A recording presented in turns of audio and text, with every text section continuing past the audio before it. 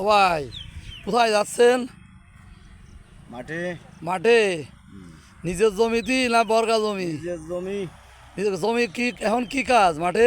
পাথর খোলা বানাতে হবে। পাথর খোলা? কি কোন পাথর এটা? আষাঢ়ে বুলাক? হাই আষাঢ়ে বুলাক ভালো হবে বলে আশা করছেন? ভালোই তো বৃষ্টি আছে এবার। হাই এবার ভালো। কতটুখানি করতেছেন জমিতে?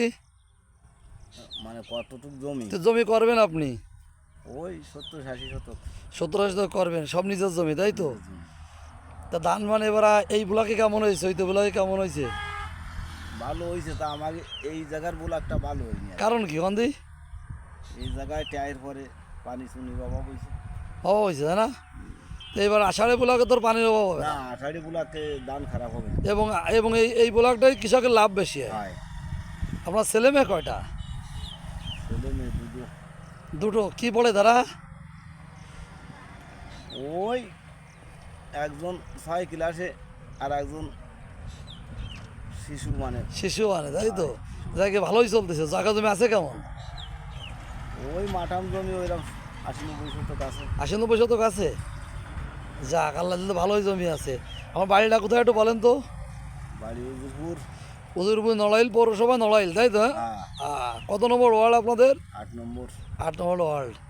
তা কৃষক তো আপনি একটা বিশাল নাম করা কৃষক, আপনার নামটা একটু বলেন। আমার নাম হ্যাঁ, আমার নাম ধরো সসীম শিকদার। সসীম শিকদার। আপনি তো ভালো কৃষক, আপনার একটা সুনাম আছে কৃষিকাজে এই মাঠে। আমি শুনি যে আপনি সবসময় মাঠে থাকেন এবং আপনি একজন ভালো আদর্শ কৃষক। তা জমির ফসলও খুব ভালো হয় তাই তো? কি কি ফসল আছে জমিতে এবার? ফসল পাট আছে। পাট কট্টুকি আছে? ধান দিতে হবে, পাট বেশি না, ওই 15-20 শতক। 15-20 শতক আছে? তাহলে তো বেশি আছে তো। পাট কাটি হয়ে যাবে সারা বছরের। এই আর কি। আসলে কৃষকের সব গরু আছে কয়টা? গরু বর্তমানে একটা হয়ে গেছে। আসলে কৃষকের আগে ছিল গরুই মেন, কিন্তু এখন তো আর গরু গরু পুষিয়ে পারা যায় না কাজ কাম করতে গেলি। এই যে মাঠের যে ঘাস, হ্যাঁ হ্যাঁ হ্যাঁ, গরু পুষলি খালি ওই অন্য কাজ করা যাবে না, গরু কাজ গরু করবে থাকতে হবে। কিন্তু কৃষক তো গরুর সাথে লাভবান হচ্ছে এখন। না, তাও আছে। একটা গরু বিক্রি করছে 2 লাখ, 1.5 লাখ, 3 লাখ টাকা। আরে ছেলে মানে একা মানুষ হলে পারা যায় না গরু মানুষ। তাই তাই না?